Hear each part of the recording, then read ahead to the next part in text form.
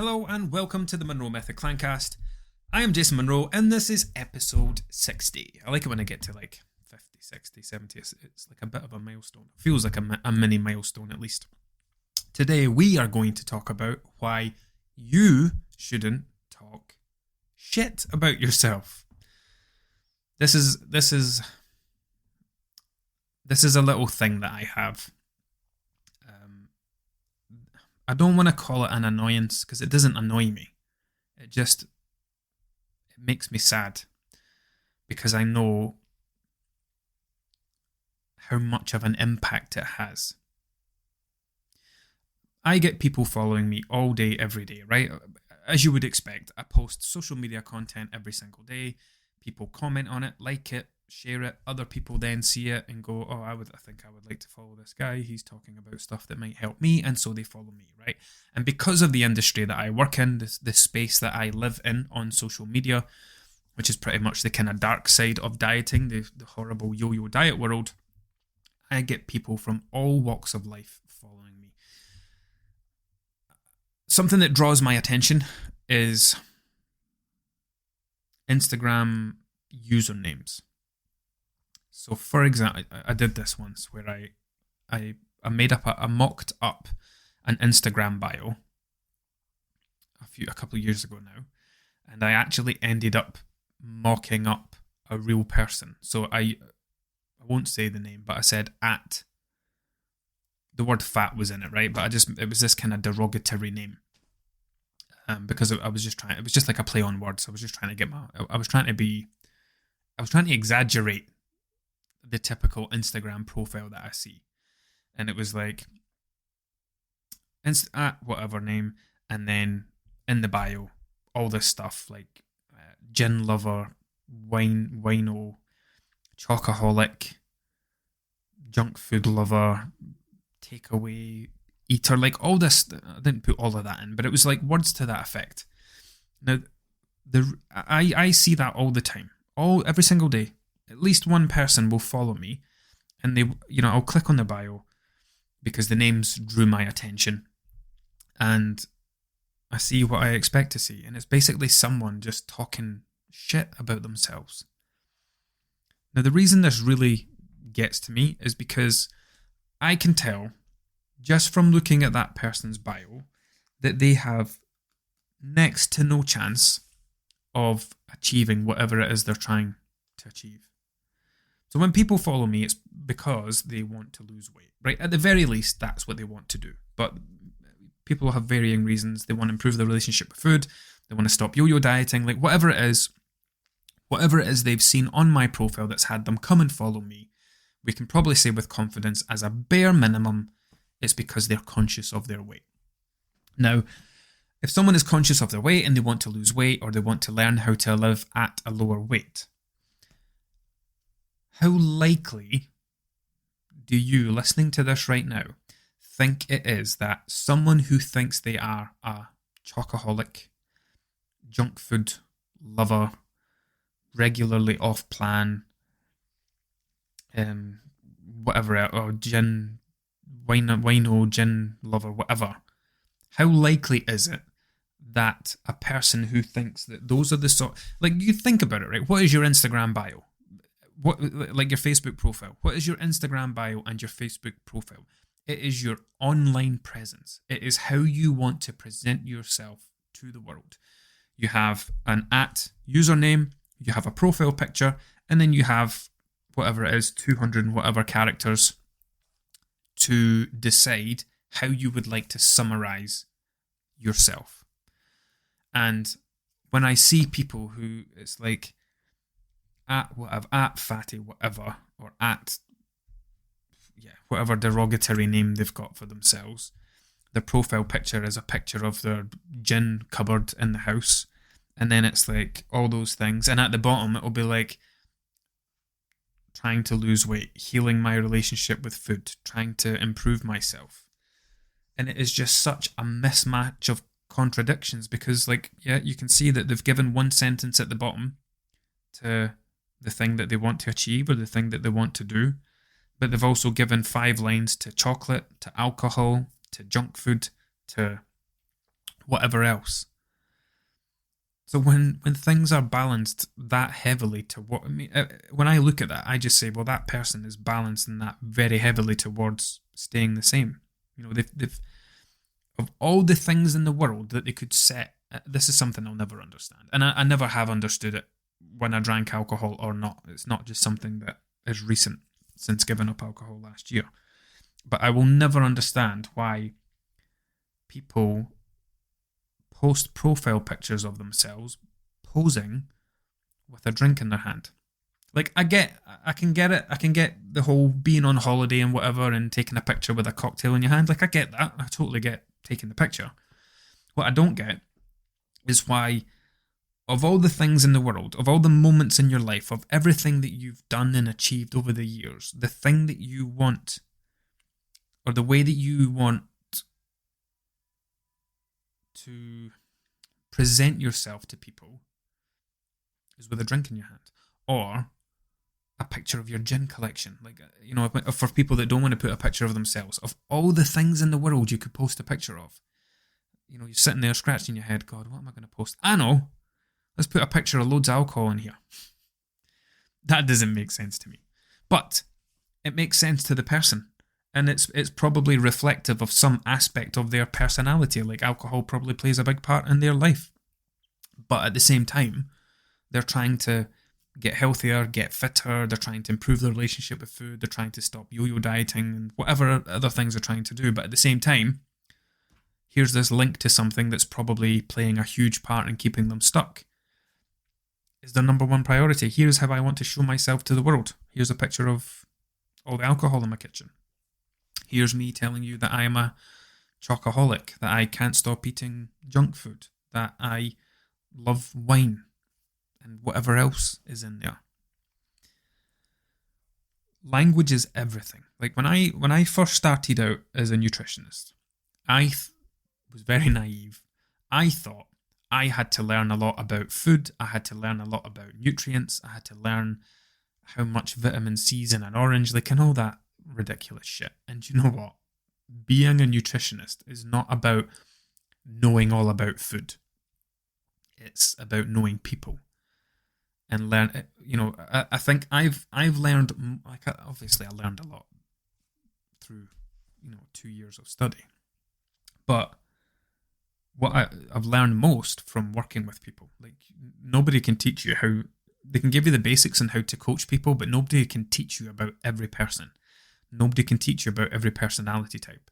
Over the last 6 years, I've worked with over 14,000, mostly women, but many men.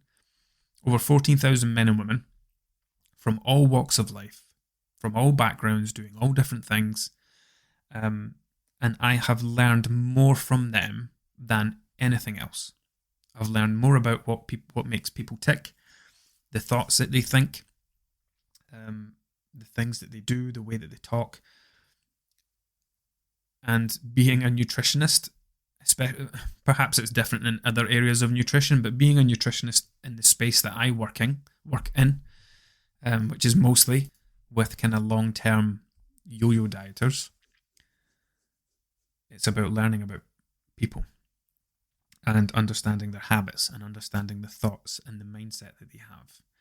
And when you're trying to help someone improve their relationship with food, which is at the core of most people's issue with their weight, right? They think in black and white terms. Things are good or bad, healthy or unhealthy.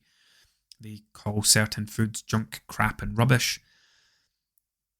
This is not the foundation for someone who's trying to heal their relationship with food or live at a lower weight or get fitter or healthier. You know, these are derogatory terms people use to try and control their eating. So language is everything. And if you were to talk to anyone that I've coached, they will tell you that it's something that came up regularly at their check-ins. And it's not. I know it sounds. I think somebody. It was a guy who used to be in the group. I did a daily post one day where I talked about this exact thing. Talked about language, and he says, when I first joined, I used to think you were being pedantic. I think that's what the word he used. I used to think. When I first joined and had a first check-in, I thought you were being pedantic because I said junk or crap or rubbish or something. But now I've been here a while, I completely get it. And it makes perfect sense now why I've always been like this around certain foods, why I've always written off weekends because I had a takeaway on a Friday night, or given up on a diet because I had something that I was trying not to have. Language is everything. The way that you think is everything. Because the body goes wherever the mind goes. If someone has a poor relationship with food, it's highly likely that their body is going to follow along with that, and it's going to lead to weight gain.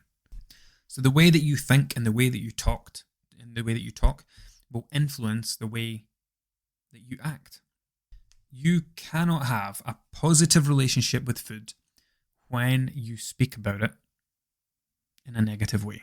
You'll never have a positive relationship with your body, with yourself, if you speak about yourself in a negative way. The other thing as well is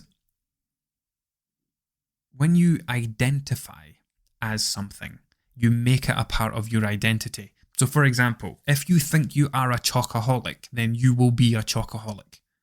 If you think you are an emotional eater, then you will be an emotional eater. If that's what you think of yourself, right? If that's what you believe yourself to be, then that's what the life that you'll play out.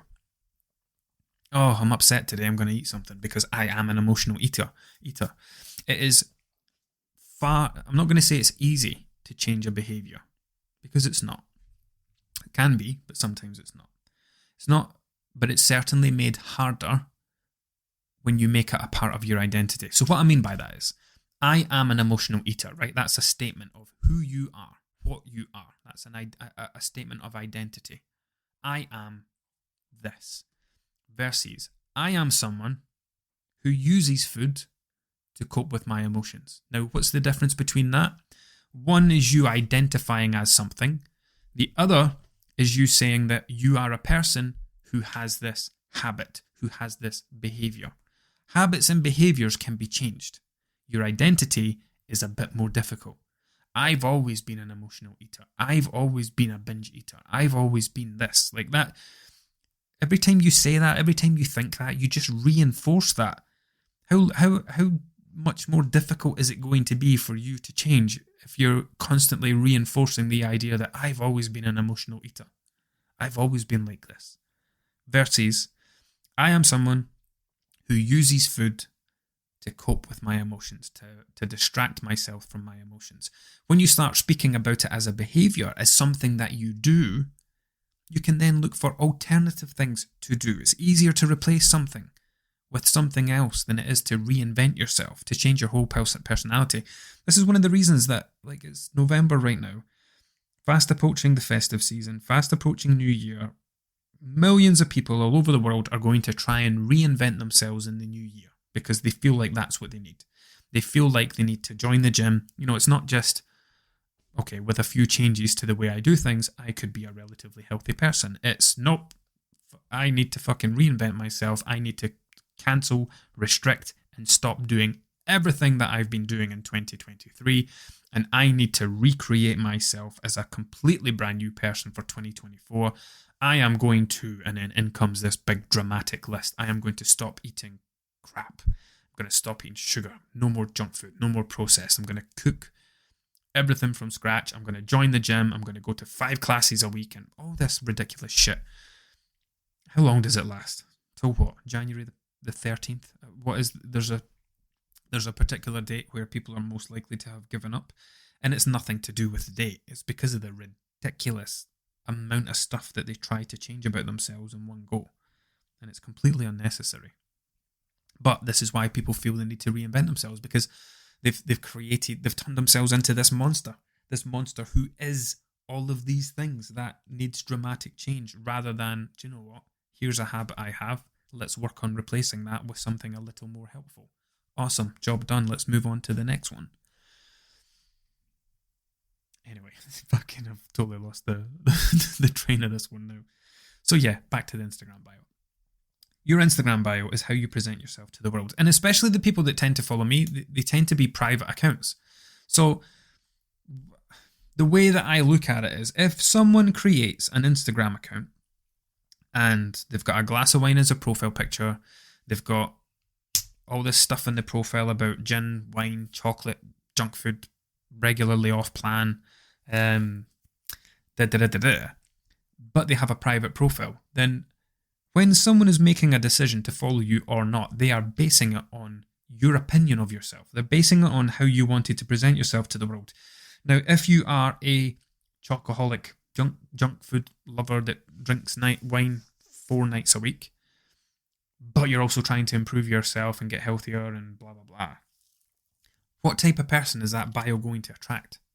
So, are you actually trying to create a positive social media experience that's going to help you achieve your goals, or are you just trying to surround yourself with like-minded individuals with similar habits to you because it will help you feel a bit better about the position that you're in and how stuck you are and how you keep going round in circles?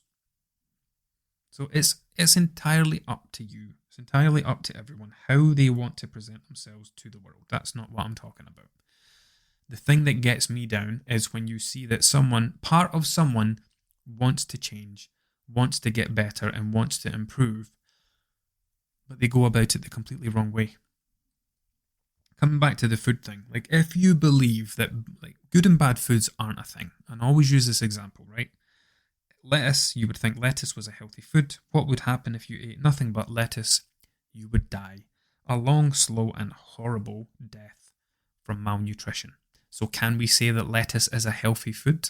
Of course we can. Healthy foods and unhealthy foods don't exist. Good and bad foods do not exist. There are certainly healthy and unhealthy diets. For example, a diet comprised entirely of lettuce would be an unhealthy diet. But a diet that contains lettuce might be a healthy diet. If you are indeed this chocoholic person, let's say you absolutely love chocolate, and your plan to try and improve your health is to remove chocolate altogether, do you think it's healthy to deprive yourself of a food that you really love for the rest of your life? Of course not. It's ridiculous. So if you are on a journey towards self-improvement, right, trying to improve all of these things, trying to get fitter, healthier, whatever it is that you're trying to do, you're not going to get there by talking shit about yourself or talking shit about the food that you like. You will feel the way that you think about the foods that you eat. So, for example, if you think that chocolate is bad, it's a bad food, it's junk, crap, rubbish, whatever, how are you going to feel when you eat that? You'll feel great while you're eating it. It will taste wonderful. It will be a great experience. But as soon as that taste disappears and you're left with an empty wrapper, how are you going to feel inside, having just eaten something that you think is junk, crap, rubbish, shite, bad for you, unhealthy, and what other negative label you might attach to it? You're going to feel exactly what you think about that food. I said this in the episode a couple of weeks ago where I said that my son came home proud as punch one day, ready to tell me about all these healthy and unhealthy foods he'd been learning about. And then they went to you put all the foods in the basket, right? Pizza goes in the unhealthy, bread goes in the unhealthy, burgers go in the unhealthy, and then off they go to the canteen to eat bread, burgers, and pizza. It's so ridiculously confusing. Imagine teaching kids about unhealthy foods, then going and feeding them these allegedly unhealthy foods in the canteen. It's very confusing. And as adults, we talk crap about the food that we eat, mostly to try and control our eating around it, to try and control our behaviours. The reason that you try and, I've eaten so much shite this weekend, look at that, I'm such a pig, I'm so greedy, I'm never, you speak about yourself like that, and you speak about your choices like that, in an effort to make them sound so terrible that you won't want to do them again. And the more that you do this, the more of a monster you make yourself out to be, and the more terrible you make out the foods that you enjoy eating out to be. So that the next time it happens, and the next time, and the next time, you start to feel worse and worse and worse. And then you get to a point where you start to feel so bad that you binge on these foods all weekend. Or it starts on a Friday and you start again on a Monday morning. Language is everything. If you are trying to improve your diet, improve yourself, change in any way, trying to move closer to a life free from dieting, the thing that I spend most of my time working on with the guys inside my group is not their eating. It's not teaching them how to eat. That's certainly a part of it, but it's not where we spend the most time. I spend the most time helping them with their mindset. And that all begins with language, how they think and how they speak and how they describe themselves and the things that they eat, drink, and do. That's the start point. Not, what's the best food I should be eating for this? It's, what's the best thoughts I should be thinking, first of all. Then you can start working on the food stuff. But certainly, if you've got one of these Instagram accounts where you're doing nothing but poke fun at yourself and talk shit about yourself, I understand that you think it's funny and it's a joke, but at the same time, it's also a reflection of what you truly think about yourself. It is entirely up to you and anyone else what they want to put in their Instagram bios. All I would say is that if you are trying to improve yourself, it might be best to create an Instagram bio around the improvements that you're trying to make, rather than the past that you're trying to get away from or that you're trying to change. Because it could be that one thing that's keeping you stuck. Anyway, hope that's been helpful. That's enough yakking from me from one day. Until next time.